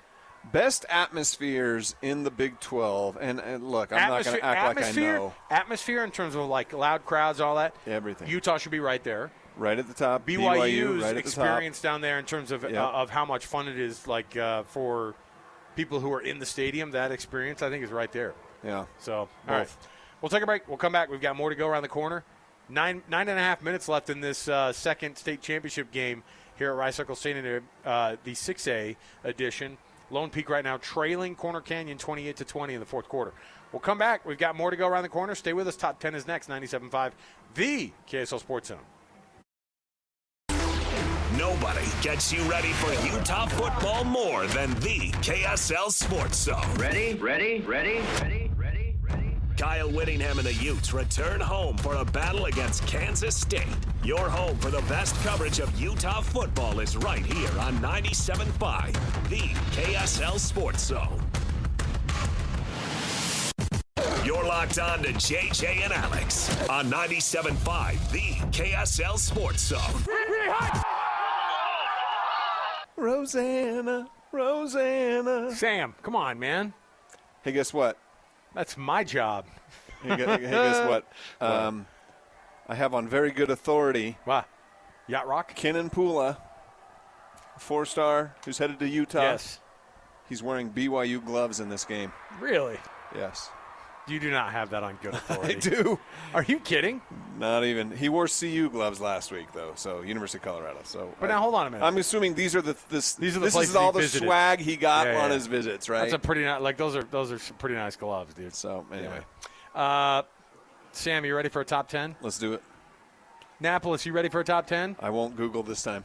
Yeah, I mean, listen, I told somebody, every person that comes in the studio, I'm like, close your computer that's filling in for JJ, because I'm like, close your computer. They're like, why? I'm not going to cheat. And I'm like, I have a friend in the building. You all know what my MO is. You've got the drop saved somewhere. Hey, what's happening? Did a little Googling. Yeah, he cheats. It's fine. I did a little Googling. There it is. There it was. That's how you – Napolis, let's get the timer set here. I've got here in front of me a top 10. These are the top 10 schools in the state of Utah. You ready for this, Sam? All classifications, by the way. Mm-hmm. The most football state titles in school history and in state history for the high school level here. Okay. You ready? Are we going back and forth, or can we just go? Well, Napolis, I'll just tell you right now, too? he's not going to go back and forth at all. No. You need to yell them out. Okay. You might get help on one or two schools from Napolis. Ready. I will help. Yeah, listen, you know these teams as well as anybody else. Ready. So let's go. On your mark, get set, go. Beaver. Ding. Orem. No. Man, Corner Canyon's not there yet. West. Hold on, West. Ooh. East. Ding. No West. Skyline. Ding. All classifications. Logan? By the way. No. Logan. Dixie. I'm trying to cover Come the on, ends of the Dixie. state. I'm trying to How cover dare you. Gosh, is it Provo? It's not Provo. Timpview. Ding. Sorry. Timpview. No Provo. Napolis, I thought you said you were going to help. No Lehigh. Yeah, well, I mean, it's a lot of schools to think of. A lot of classifications to get through. Millard. Ding. Oh, yeah. We got to go to the small school. Morgan. No. San Juan. Sorry, that was. I didn't laugh at that for. They could be on there, but they're not. Springville. Time. No. Spanish Fort. All right, ready for this? All right, go. Here are the top 10. I know these answers in the Now, here's the thing. It's a few schools tied with 9 titles. Yeah. Kanab. Yeah. Delta. Yes. Bingham. Oh, Bingham. And Beaver, all with 9 titles Beaver. apiece. 9 state titles, all of those schools. I knew Beaver was there. So that puts us into 5th place here now. And you've got in 5th spot here, Timpview with 11, Judge with 11. Oh. Yeah, it's been a minute since they've been decent, although they won back in 14. Same with Skyline. Jordan, you remember the Beat Diggers kind of had a run with this same coach, Eric Kerr, right? Is that with? But between 1931 and 2012, they have 12 state titles. Okay. East High School also with 12 titles. Millard with 13, and then Skyline. You guys got that one. So Skyline has the most? you guys needed, Skyline with 14 is the state title leader. Okay. In the history of high school state championships. So there you go. All right. Napolis, I'm disappointed in you, but that happens every day. So I think that you're going to contribute on these lists, and then you get Sam in here. This is the type of list JJ probably would have gotten. I helped. Oh, JJ would have murdered this list. You did say Millard. Yes, you're right. You did say Millard. JJ, he Googled it, though. He did Google it. All right. We'll take the break here. We'll come back. Sam, we're going to dismiss you. You go down. I got to go get some interviews. Go get some interviews. Go get some post-game. We might have a champion in the next 3 minutes here as Corner Canyon's driving with 3 minutes left. Stay right here with us. More to go around the corner. Utah football coverage next. 97.5 EKSL Sports Zone. It's another battle for the Aggies, and the KSL Sports Zone has it covered. The Aggies head to California for a chance to get bowl eligible against Fresno State. Your home for all the play-by-play coverage of Aggie football is right here on 97.5, the KSL Sports Zone. You're locked on to JJ and Alex on 97.5, the KSL Sports Zone. Welcome on in, everybody. It is JJ and Alex, 97.5, the KSL Sports Zone. Alex, Kirry, Jeremiah Jensen calling this 6A state title game. I think it's going to be over in a couple of minutes here. Looks like with a field goal attempt here, Corner Canyon could go up 31-20 with 2 minutes left, and if that's the case, then could be it for the little pre-snap penalty action by. The ref's blown the whistle before this thing was kicked off here. By the way, welcome to the program. And we're at Rice-Eccles Stadium, and this thing is being brought to you, as always, by the good folks at Trajan Wealth. So we'll kick off the hour here. Let's get this thing going. Trajan Wealth, of course, is the sponsor of the cut, and that's where we're going to get things going is right now, top of the program. It's time for the biggest story of the day. This is what made the cut with JJ and Alex on 97.5, the KSL Sports Zone. Trajan Wealth, like I said, for all your trusted local needs in retirement, it is TrajanWealth.com. Oh, the penalty was on Lone Peak, looks like. So you're going to get a freebie first down, first and goal for corner here with 2 minutes left. Elementary, my dear, to wrap this thing up for the sixth state title likely for Corner Canyon if they can finish this thing off. Sixth state title in 8 years. As Briggs just put it across the end zone line for a touchdown there. So, yeah, there you go. That's penalty was for too many men on the field, too. Pretty wild. Can't do that. Cannot do that. And that's a coaching situation. That's obviously you get after these kids. They got to know what's going on here. But, yeah. Your field goal block team typically is just the same set of 12 people. 11 people. So I don't know why 12th would walk out of the field, but there you go. That might be the end of it here as Corner Canyon's about to make it 35-20 with that one. All right. Let's shift gears here to the University of Utah, who we just saw walk off the practice field here not just moments ago, just south of Rice-Eccles Stadium, and that's a team that has been as confident as it gets. And it's an interesting thing too. And Annapolis, you could tell me. I mean, like we talk about this all the time on the College Football Saturday program and on our show all the time. But I'm thoroughly impressed with what Utah's doing. But it's also kind of interesting because it also feels like, is there an identity of this offense? Do you just look at it and say, hey, it's a running offense? I mean, they're the second best rushing offense in all of college football. That's a pretty easy thing to say. Obviously, they run the football, and that's number one. But the way they've been doing it with this kind of both quarterbacks, I mean, who would have thought that a freshman, Bert Ficklin, would come in at that quarterback spot and run for, in the last 2 games that he's been featured heavily, he's run for more than 320 yards on the ground. But I think that people look and they go, well, yeah, but what about the passing attack, and are you going to utilize it?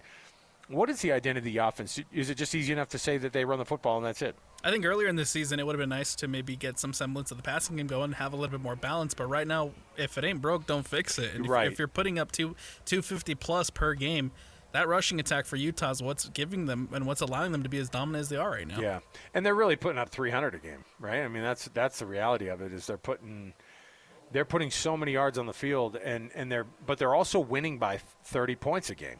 In Big 12 play, in the wins that they've had, those wins have been by 35 points on average. And that's an insane stat. Obviously, losing to Texas Tech and to BYU are the things that you'll look at and go, man, what could have been, right? Because I'll tell you right now, BYU fans don't want to face Utah right now. I don't even think Texas Tech would feel like doing it, because anybody who gets a second shot at that Texas Tech team, BYU feels confident that they could maybe dial some things up differently. I'm sure that Utah goes, we're a different team than you were back in week 3, or that was the very first conference game of the entire season. And so you look and you go, it's nice to have those types of games early on, but you wish you could have had that thing back. But speaking of guys like Devin Dampier and Bird Ficklin, you heard from them this week up at the practice facility. And Devin Dampier first, obviously QB1, talking about this team and getting ready for this week. They know that the only thing that they can do is not just win, but win big to try to get the attention of the committee. Just on the offense side of things, it's really fun. We get to call a lot of plays, and a lot of them do work. So it's pretty fun to be on the offense where everything clicks. Winning in the trenches is huge too. Getting to see our O-line get the credit. Normally O-line doesn't get too much credit in football, so I love to see those boys shine. And just defensively, they've always had our back, and we had more of their back last game, but they basically scored 14 on themselves, so it's been a fun year for sure. Devin, what has Kyle Whittingham meant to you both personally, and what has he done for your career? Yeah, before I came here, that was one of the GOATs to me. You hear about best coaches out in college football, and he was one of them. So just for him to live up to that, the guidance he's given me, the respect, and just the knowledge he's given me about the game, I love that guy. I appreciate him for giving me this opportunity to be quarterback here. Devin, how much of a challenge is it as a quarterback just to deal with nagging injuries, knowing that you can get out there and play, but you can't get out there 100%? Like, how hard is that for you? Yeah, it's quarterback's one of those positions. You're supposed to be the toughest on the team, and that's just the way I roll. I put my body on the line for my boys. I know they do the same for me. So just going out there, and coaches believe in me. That's why I'm out there. So yeah, just continue to play. How important is it for you guys to get a win for the seniors on Saturday? Man, it's just as important as every other game. As much as those seniors want to win on their senior night, they know the bigger goal is to reach the playoffs, and that's been our goal since the beginning. So, just like any other week, let's go 1-0. I know you addressed your friendship with Bird after the game. As someone who takes so much pride in running the ball, when you see him break free like that and almost like follow in your footsteps because he is a freshman and you guys are close, just what does that mean to you to see him do what you do too? Yeah, it's the best feeling ever. We wish nothing but success for each other, and man, I was on the field when he ran that first one. I was like, man, that's a play I normally get, so let me see him run it. And man, he looked like me, so I was like, okay, Bird, I give you your respect. And man, just the second play, I mean, he made a play, that stiff arm and just outrunning defenders.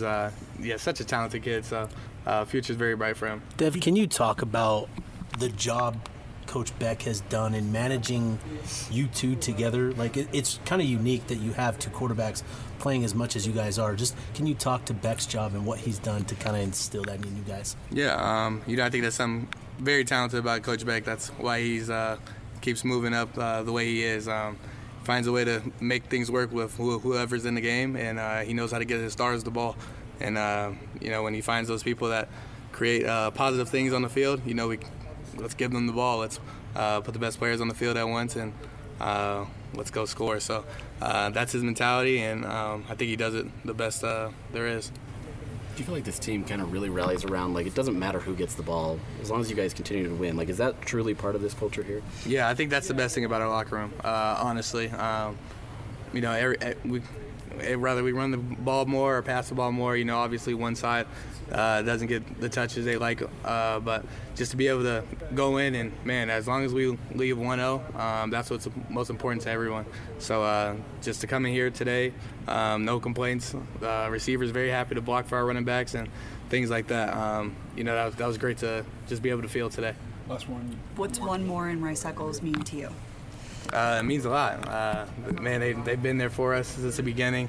Keeps packing out the house. So, man, I'm expecting big things coming this weekend. It's a weird thing to have Devin Dampier be that QB1 and to have your backup quarterback being just as effective. Like, it's great. And so they've got this 1-2 punch, and they've got this friendship. It works out great. Bird Ficklin, the freshman quarterback, talks a little bit about what some of that what some of that's looked like this year. He's had a tremendous year. This is a guy who is probably going to be, I think, right there with Bear Bachmeier in terms of being that freshman of the year. I think Bear, because by virtue of being that starter and having won so many of those freshman of the week honors and even player of the week honors to the Big 12, that might just be the nod for him because he's the one that's getting all the starts. But Bird Ficklin has had a phenomenal season as a freshman, and he's only coming in limited roles, but that's how big of an athlete he is he's been helping the Utes win these games by a lot. He's been helping them break open the run game by, breaking that thing wide open. And here's what Bird Ficklin said about that role that he's playing right now at QB2, but really a massive part of that run game. I'm having a lot of fun. It was something that I stepped in. I kind of came into the season looking to be, just that backup guy, be behind Dev, learn from Dev, be better from Dev. And from what's been happening, I've created a bigger role from that, taking advantage of every opportunity that I'm given, and I'm hoping to keep extending that and keep getting better. With all those things that you are capable of doing, what is it that you take pride in most? The biggest stat, winning the game. Always live by winners know how to win, and I feel like that's what we know how to do, and it's something that can keep us driven to keep going into the future. Bird, what feels better, getting into the end zone or just a really bad stiff arm? Probably the stiff arm. It was probably the stiff arm. I was setting something else up, but the stiff arm, it was just out of instinct, just something I could do. Can you touch on kind of what Kyle Whittingham means to you, and then how he was involved in your first year here? Coach Witt, he's the main reason why I'm here. He recruited me personally. He called me while I was at dinner with my family. He called me himself and asked me to come on my visit and offered me the exact same day. He had never seen me in person. He didn't know how I played. He didn't know what type of baller I am. He just heard there's this kid from Muskogee, Oklahoma, and he was like, I'm going to take my chance, and he did, and it's been working out pretty well for him. You obviously, there's not a lot of programs that necessarily recruited you as a quarterback. How much does that mean to you that Utah did take that chance on you and they saw something that maybe others weren't able to see? It really means a lot. Like I said, Coach Witt, he took that chance, and I'm very blessed for him to do that. A lot of big-time programs wanted me at safety. They didn't want me at quarterback. They didn't think he was up to par to play with other quarterbacks against college defenses. They didn't think I was good enough as a player, as well as they didn't think I was smart enough on the field or on the board. And to be able to keep showcasing against coaches that thought I couldn't do it and keep getting better and better and showing that I can, it just means a lot. You committed while Utah didn't have an offensive coordinator. What was it like going through that process, committing to a program without an OC, and then when they hired Jason Beck, what were some of those initial conversations with him like? Like I said, just trust Coach Witt. He told me trust him. He's going to get somebody in here that will place the ball in the best players' hands. With Coach Beck, that's what he's been doing. I think he's been getting the ball to his best players on the field, and you can see from week in, week out that it's been working really well. Especially playing behind the O-line. Coach Beck knows how to do that. He knows how to put the best players behind the O-line for them to keep getting better throughout every week and to keep growing as a team. Bird, your ability to turn into Flash on the football field, is that just something you've unlocked this year? I'd say if you looked at my 40 speeds, you wouldn't think I was that fast. But I'd say I live by game day speed, game time speed, and that's something I'll be able to showcase for years throughout my high school career to now. It's just like running like somebody's chasing you, and that's literally what it is, and I feel like I get faster from doing it. Here it is, the freshman quarterback, Bird Ficklin. That guy is talented. And it's interesting, that story, too, about, like, coach coming out and just being like, hey, I'm just going to offer you here, man. Like, I'm just going to roll the dice on a kid from Muskogee, Oklahoma. That's crazy. Like, to have that type of confidence in, all right, look, I've seen some tape on you, great, but I'm just going to roll the dice because I think that our ability to be able to create something on the ground with a quarterback and then to be able to develop that throw game for him as well. Speaking of guys who I think have had phenomenal years as well, we knew he was going to be good, but that defense has been phenomenal for the Utes. John O'Hall, linebacker for Utah, He had some comments this week, some short comments about what they're doing on the defensive side of the ball and kind of what things have meant for them this year on the defense. Man, it feels amazing. Definitely doing it with the guys that's on my team. Amazing support system, and it's all to my teammates, man. I give it all to my teammates. They really the one that helped me and guided me to get in this position, man. I'm so grateful. Now that you guys have these last two games, I mean, what's been the focus? I mean, obviously some things are out of your guys' control. Yeah. Just how do you kind of finish like this? The focus is this next game. If we do what we need to do, the puzzle pieces will fall in place, and we just got to focus on our next game. What sort of challenges does Kansas State present to you guys as a defense? Yeah, they're pretty good. They're a good team, man. We have a lot of respect for them guys. They run a lot of different formation. They got a good quarterback. They have good receivers, man. I'm excited for this week. What's about Trey Reynolds that people don't know? I mean, I know he's getting in a little bit more and getting to show that, but what is about him that kind of shows what he can be? Nah, Trey's a dog, man. He's a dog. He's big, he's strong, he's fast, man. He can really do everything, man. And he's a great guy too, man. I love him, and he's an amazing player. Senior day on Saturday. What's the mentality, getting the seniors and possibly some upperclassmen that might not come back? Yeah, one last win at Rice Eccles. Yeah, we the main focus this week is doing it for the seniors and doing it for them. They put a lot of time and a lot of dedication into this program, and we got to show how much we appreciate them and go out and perform on Saturday.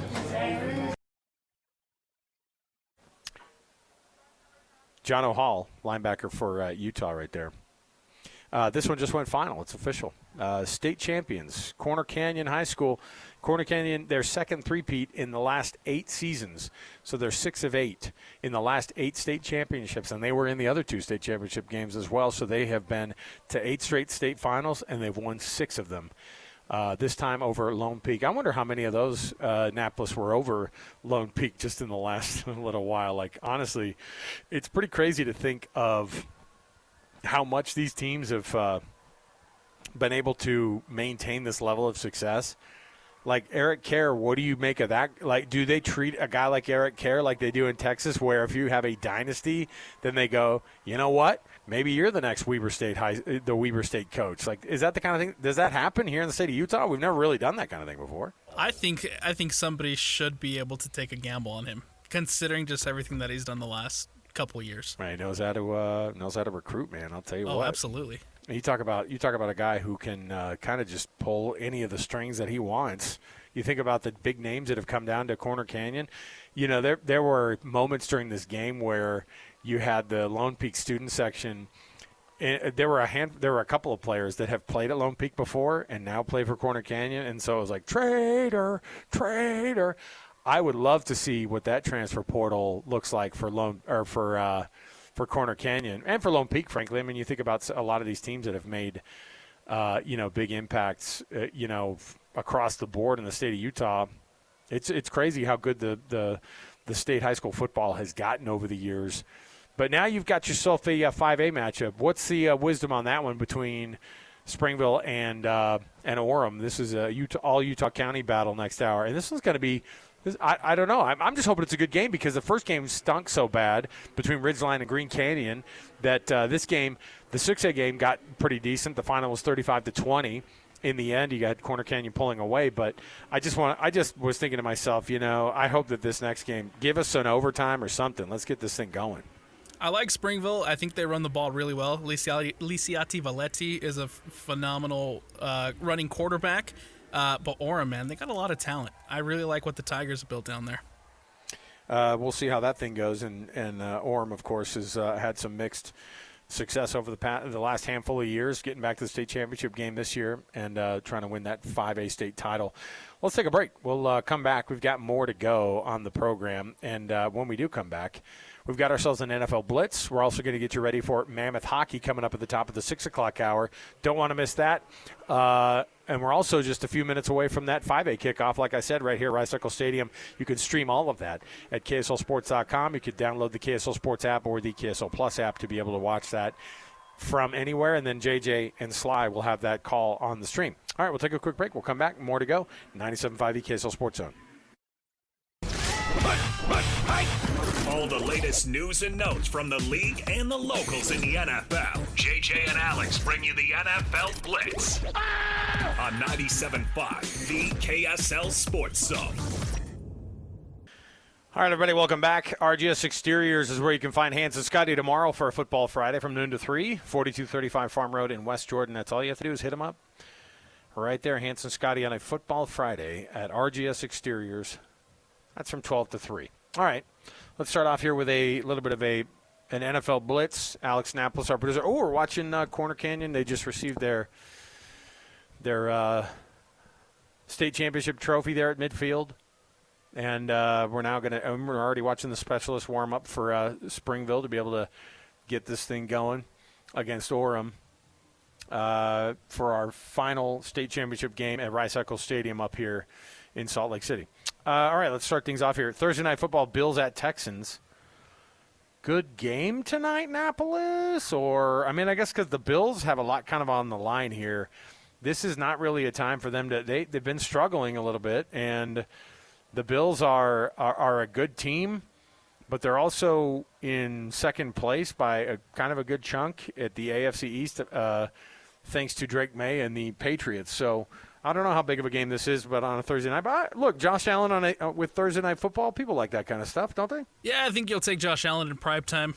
Always seems to show up in primetime performance and have primetime performances, Josh Allen. What is the deal with the Texans this year and really the last couple of years? I know that C.J. Stroud had the injury stuff last year, but I don't know where they're at right now. D'Amico Ryans had such a great first year with that rookie quarterback and himself there running the show.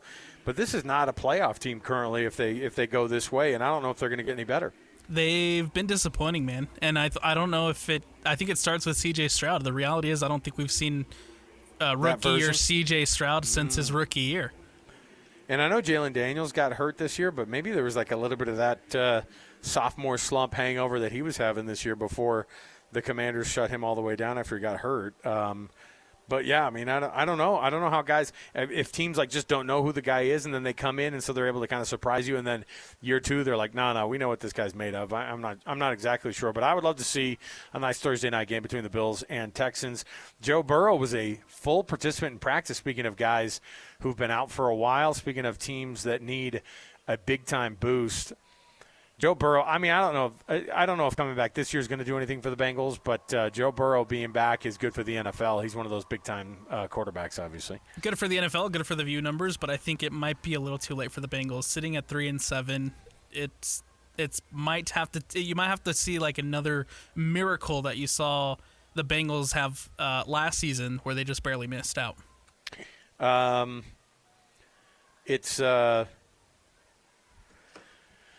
It's interesting because I don't think that there's a moment that people watch during the season where they go, oh man, Joe Burrow, like you just don't even care who's playing quarterback. I know that it's kind of a fun story, but you don't really care that Joe Flacco's making a return if guys like Joe Burrow aren't playing in this thing. Aaron Rodgers, the Steelers are obviously not super happy that he's going to be dinged up and out. The left hand is going to be worked on, but I don't know who's the Steelers' backup. We already talked about this week. I can't remember who was going to be the guy who was going to take over at. Was it Mason Rudolph? Is he still the backup there in Pittsburgh? Yes, their number 2 is Mason Rudolph. Holy dang it! I'll tell you, that's it's not quite the fall off there. Well, look, he's had some moments, you know. The most memorable moment, of course, was getting hit over the head with a helmet by Myles Garrett. But but that wasn't even like a play that he made. It was just for Myles Garrett Myles Garrett. Like I thought he hung in there pretty good. I thought he hung in that pocket while he was getting hit over the head with a helmet. Like that's what you want out of your guy, standing in there. Anyway, I don't know what's going to happen with guys like him. With guys like at some point, don't we just like throw in the towel for Aaron Rodgers? How long are we going to allow him to do this thing where, like, because a left hand as a quarterback, I know you don't want to be in the game with any kind of injury, but it's not his throwing hand. And at some point, I know the Steelers have been kind of winning some games and everything, but he's got to protect himself. I get it, but we'll see. Hey, Bears-Packers in Week 14, that game time got moved. I don't know if that affects your schedule on your watching of the Bears and Packers Annapolis, but I was glad to see that one get changed to a 4:25 Eastern Time kick. All right, the Colts adding Daniel Jones to their Thursday report is limited with a calf injury. That's bad news. In years past, if you had Daniel Jones being listed as injured, you were fine with it. Not only were you fine with it, you were glad to have it happen. So that's one of those things that I was like, isn't it funny how far we've come with Daniel Jones? Because that Colts offense without him, I mean, honestly, he's having an MVP type performance this year, and the Colts are having the best season for any team out there. I think bar none, they've had the best season of anyone because they've exceeded expectations, and Daniel Jones has been a huge part of that. But if he's going to be limited, then we'll see how that looks for them going forward. Jackson Dart is going to be a limited participant in practice this week for the Giants. If you're the Giants, how patient are you with your situation? You just fired your coach, and so don't you just kind of look at it and go, hey, let's shut this guy down. Let's get Jameis Winston on this thing, and then and we'll move right past this and get right to it here. Oh my goodness, that's what we have in booth right now. I'm just is your voice able to handle this, JJ? I'll try my best. Oh, listen, I'm a company guy. Oh, you are raspy. I'm not going to keep you on here for too long. Hey, by the way, so I thought Lone Peak put up a nice fight. It was they did. A little bit of a bummer that they're at the end, but it seemed like they're the only team that had any kind of anything to be able to give it to Corner Canyon, or at least scare them at all this year. They, of course, beat them earlier this season. Yeah, they beat them by 21 earlier but, this year. And it was working. It was totally working, and they had the lead for a good chunk of the second half, but it's pretty hard to ask to keep once Briggs started getting going in the second half, that was kind of over for them. Yeah, he had over 150 yards rushing in the second half. So dang, they made some adjustments. We watched it kind of develop. That offensive line for Corner Canyon really took over the game. Yeah, and won the line of scrimmage and opened up some holes for Briggs. And Lone Peak did a great job on Briggs in the first half. And you saw the adjustment that Corner Canyon had to make because they were crashing on Briggs. So Helaman Kasuga had to pull the ball and run a lot more than he wanted to. But in the second half, Lone Peak made some Corner Canyon made some adjustments and got Briggs going, and that was the key in this game was the run game. And Lone Peak was right there. Lone Peak had that play at the goal line. If they score that touchdown, they have a chance to even the game up, and we're having a different conversation maybe. But the stop at the goal line there in the fourth quarter, and then the ability of Corner Canyon to run the football with Weston Briggs and get chunk plays was the difference in the game. And Corner Canyon has now won 3 consecutive state titles. They've won 6 state championships in 8 years under Eric Kerr. It's been a remarkable run, and the dynasty continues. The interesting thing about 6 out of 8, I was having this discussion with Alex Napolis, and it's a little bit too early, obviously, to figure this out, but will the state of Utah ever move the direction like the state of Texas does, where they go, you've been a hell of a coach at the state championship level. You brought 15 state championships to South Lake Carroll. What do you think about coaching at the college level? Would that ever be a transition that Eric Kerr could make? Look, it's pretty tough to avoid it's easy to look up north to like Weber State, for example, and go, why not give him a shot? Why not take a shot at something like that? Do you think this is a guy who knows how to recruit the kids in the state of Utah? And we talked about how that roster has kids from everywhere across the country, which is fine. But you want somebody who knows this market, knows how to almost steal away some of the kids from the local teams who may or may not be playing at some of those schools. Would that ever be something that we do? Is make a transition for a guy like Eric Kerr to the college football level? If I was Weber State, who now currently has a job opening, he would be my first call. I don't have any question that Coach Kerr could run that program and do an excellent job and be great at the FCS level. He has a son that already plays there. So, that would be an incredible opportunity for him to be able to coach his son at the college level. I don't know if Eric Kerr is interested in doing the college thing. I think he's very happy and comfortable at Corner Canyon. He's got that thing rolling. I think he enjoys his lifestyle and doesn't want to have to be on the road recruiting all the time and doing the things that it's required to do, and especially at Weber State, where you have to recruit hard at Weber State. You have to look at a lot of guys. It's not like it is now with, the Power 4 teams where all these top players are coming to you. depending on how big of a check you can write. That's certainly not the case at Weber State, but it would be my first call if I was Weber State. I'm just not sure that Eric Kerr would want to do that. I think he's very, very happy at Corner Canyon, but who knows? Maybe he's up for a new challenge. Would be happy at Corner Canyon, but I think everybody would want to move to the next level, maybe get that paycheck that comes for coaching FCS football. It'll be a little bit better than I would think there would be from. And a challenge. I mean, there's no question with the scheme and the brilliance he has, the player development. What quarterback wouldn't want to go play for him and develop and get better, especially at the FCS level, than go coach to play with Coach Eric Kerr? So I think Weber State should do it. I just don't know if the interest is on the other side.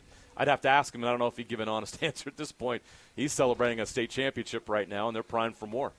I just wondered if that was like the next step that. It seems like it. That's not another step in high school for him. Well, that's what I was going to say, but it's also kind of almost a step for like Utah State high school football, where it's like, hey, the talent's getting big enough, and dynasties aren't just like, hey, a nice story for a high school coach to win a couple of state championships or a handful of state championships over a decade. Now they just go, hey, man, we need you at the college level. I mean, that's what other big states do, right? Your Floridas, your Californias, your Texas. Look how it's working at Texas Tech. Yeah.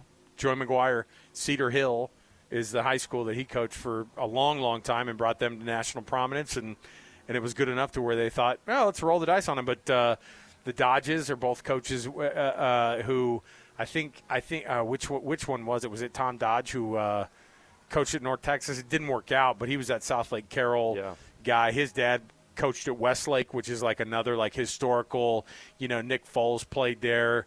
Cade Klubnik played there. What's his name? Drew Brees played at Westlake. So this is like these are massive schools down in the state of Texas that hope that or that require you to be at a different level, and then you can kind of make that transition to the college game. So we'll see how that thing goes. All right, we'll wrap things up here next. We'll come right back. The Raiders are still hitting the advertising budget here at Rice Eccles Trying Stadium to win over this market, not going to happen. Not on our watch. Look at you two doofuses. Sam Farnsworth in the booth too, and you guys are both shaking your head like, "Oh, how dare they? I don't know why they would spend money to put." If they had Broncos, hey, this is Broncos country. That's right. That's what I was gonna say. If they had Broncos logos up there, be like, "I really like what they're doing," and you know what? It's no better team to really Broncos jump on. country. Let's ride. These guys are big. Makes perfect sense. These guys are big Broncos fans and big Subway sandwich fans, thanks to Russell Wilson. So. All right, we'll take a quick break. We'll come back. We'll wrap it up. We'll get you ready for the Utah Mammoth coming up around the corner. Stay right here, 97.5 KSL Sports Zone. Wrapping up the hour with our picks for the best and worst moments on today's show. As JJ and Alex want to hear your best and worst of the day.